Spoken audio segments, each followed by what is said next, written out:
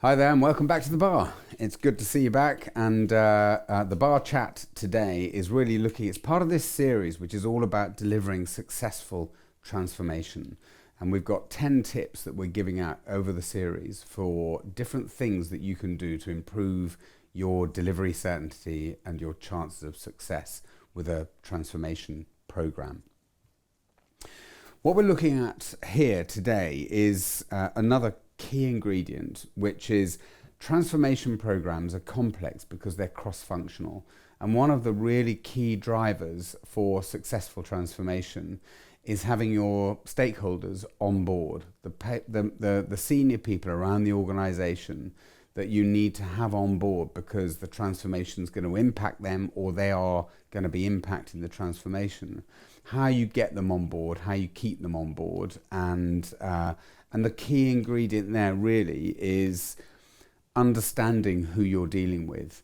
Now, a problem that I often see in the delivery of transformation is key stakeholders all being considered the same. So the transformation program build a PID or a program charter or a vision of the program that is singular. It's one vision of the program that goes out to all the different stakeholders, normally to read, sometimes presented to them, but it's a very singular approach to communicating what the program is all about. The problem is that if you look at the stakeholders in an organization, just a standard organization, you might have 5 key stakeholders. And those stakeholders, as an example, might be sales and marketing led.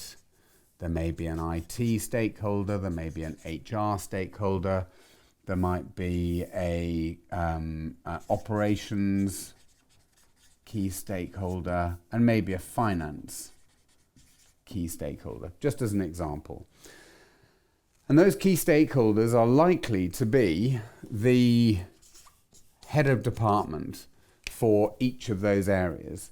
They're the people that are going to have their teams impacted by the transformation, or they're the people whose teams are going to be needed in order to successfully deploy the transformation.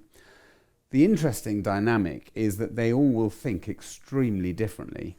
So the sales and marketing person may be all about targets. I have got to achieve my targets on a quarterly, a 6-monthly, a monthly basis.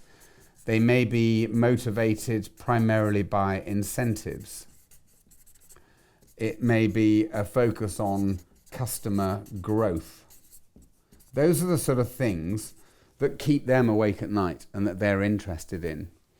Whereas going to the other end of the scale, and I won't do all of them, but if you look at the finance department, it may be much more about managing costs, being more efficient. It may be about deploying each pound most successfully and most effectively across the organization. So both part of the same team, both part of the same company, but completely different drivers. HR might be more about effective communications.